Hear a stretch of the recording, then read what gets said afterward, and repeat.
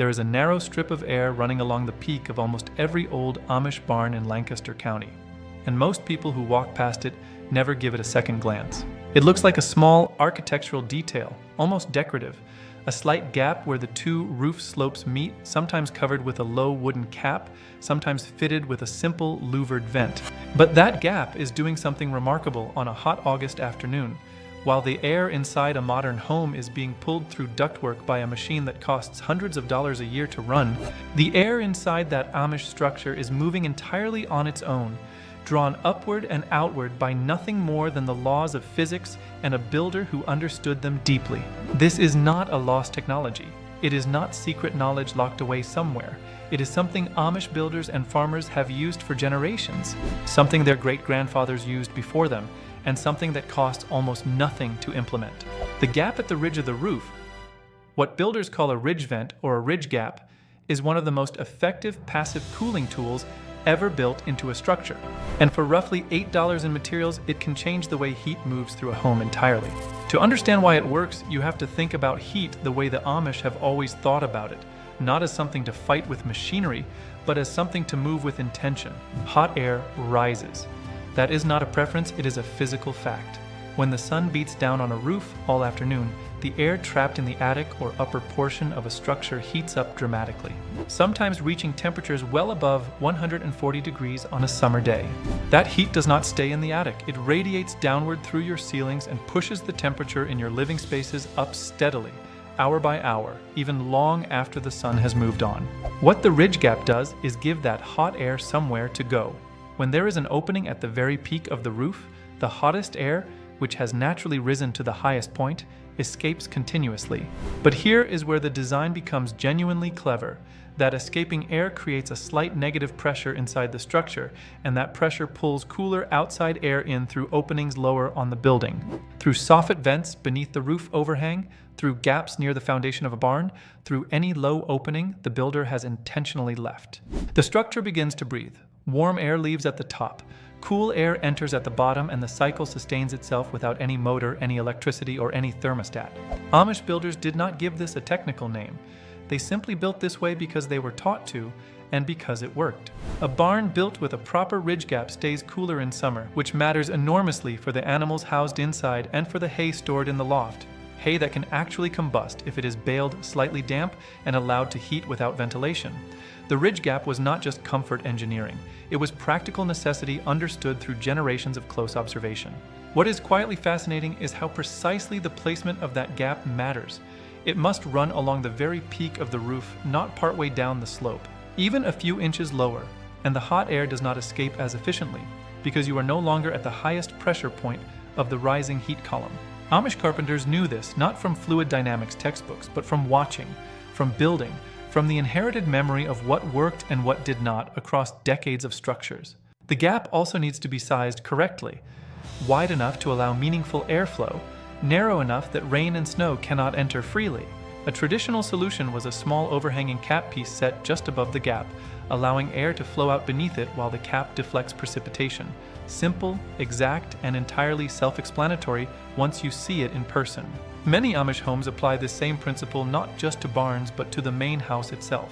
A farmhouse with a well-designed ridge vent and properly placed soffit vents can shed attic heat so efficiently that the upper rooms stay genuinely comfortable on days when a neighbor's sealed, air-conditioned home is still struggling.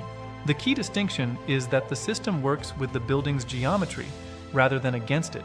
The roof itself becomes an active participant in the cooling strategy, not merely a barrier against rain. The $8 part of this equation is the ridge vent material itself, a roll of mesh or a strip of manufactured ridge vent product that any hardware store carries. In a traditional Amish application, the gap might simply be the space left between two roof decking boards at the peak, covered with a hand-cut wooden cap shaped to deflect weather, while still allowing airflow beneath it. The materials are almost irrelevant in the larger sense.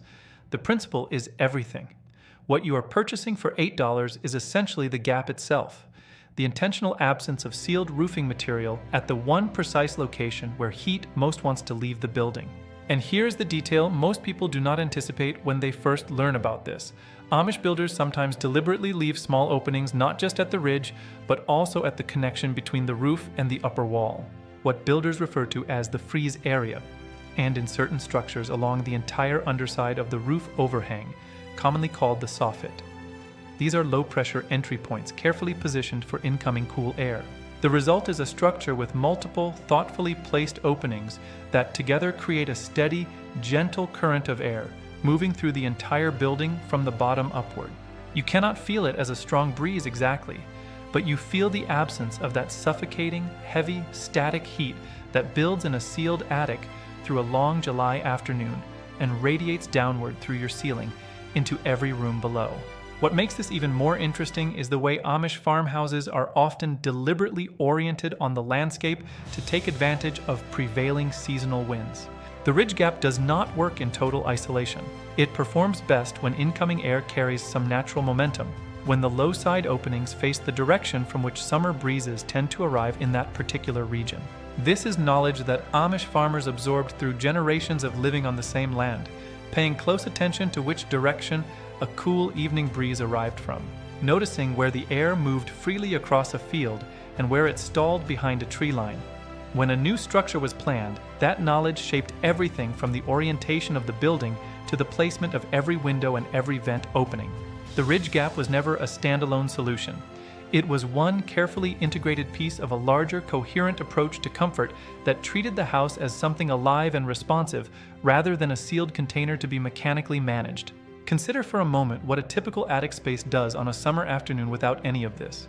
The sun heats the dark roof surface, and that heat transfers into the attic below. With no exit point for that air, temperatures climb rapidly. The insulation on your attic floor, designed to resist heat transfer, works hard, but it has limits. Eventually, the sheer volume of stored heat wins, and your ceiling becomes a slow, radiant heater working against every cooling effort your air conditioner is making. The machine runs longer. The electricity bill climbs. The upstairs rooms never quite reach the temperature the thermostat is set to. This is not a flaw in the insulation. It is a flaw in the ventilation strategy. The heat was never given a way out. An Amish barn does not have this problem. The heat enters, rises, finds the ridge gap, and leaves, continuously, silently, without interruption. In structures where animals are kept, this airflow also carries away moisture and the gases that naturally accumulate in any enclosed animal space, keeping the air inside genuinely fresh rather than simply cooled. Old Amish barns often smell of hay and wood and earth, not of the concentrated heat and stale air that you find in a poorly ventilated modern agricultural building. The gap at the ridge is doing far more than cooling work. It is maintaining the entire atmosphere of the interior. For a homeowner curious enough to try this today, the starting point is genuinely accessible. If your attic runs hot in summer and your upstairs rooms are consistently uncomfortable, walk outside and look at your roofline. If you see a continuous ridge cap but no visible ventilation gap or ridge vent beneath it, your attic is likely sealed or significantly underventilated. Adding a proper ridge vent along the full length of the peak, paired with soffit vents running along the eaves on both sides of the house, is one of the highest return improvements available to a homeowner. Studies of residential energy performance have consistently shown that proper attic ventilation reduces cooling loads in summer, lowers peak attic temperatures by 30 to 50 degrees, and extends the service life of roofing materials considerably, because shingles degrade faster from the underside when heat has nowhere to escape. The Amish did not have those studies. They had barns standing after 100 years with original structural timbers still sound, and they drew the correct conclusions from that evidence. The buildings that breathed lasted. The buildings that did not breathe failed sooner, developed moisture problems in winter, warped in summer, and demanded constant maintenance. The ridge gap was not a philosophical choice.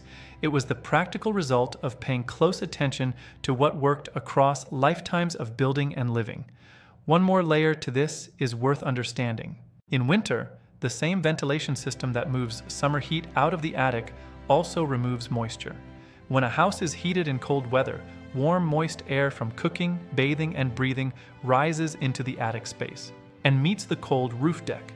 Without ventilation, that moisture condenses on the wood and insulation, creating conditions for mold, rot, and structural damage that can take years to become visible, but are happening quietly the entire time. A vented ridge allows that moist air to escape before it can condense. The same gap that keeps a building cool in July is protecting its structure through every cold month as well. One simple design feature, working continuously in both directions across every season. This is what gets lost in the modern approach to building comfort, where heating and cooling are treated as separate mechanical problems requiring separate mechanical solutions. The Amish tradition of building looked at the structure itself as the first solution. Its shape, its orientation, its openings, its relationship to sun and wind and season, and only added other elements where the building's own design could not fully meet the need. The result was structures that were genuinely responsive to their environment, that worked with the climate rather than in constant opposition to it. That narrow strip of air at the peak of an Amish barn roof is easy to walk past without a thought, but it represents something worth slowing down to consider. A deeply practical wisdom about how heat moves, how air behaves, how a building can be designed to work with natural forces rather than simply resist them. The solution cost $8 and a Saturday afternoon. The principle behind it took generations to develop and refine, passed from carpenter to apprentice, from father to son, tested against real summers and real winters on real land. You do not need to build an Amish barn to use what they figured out. You only need to leave the right gap in the right place and let physics do the rest.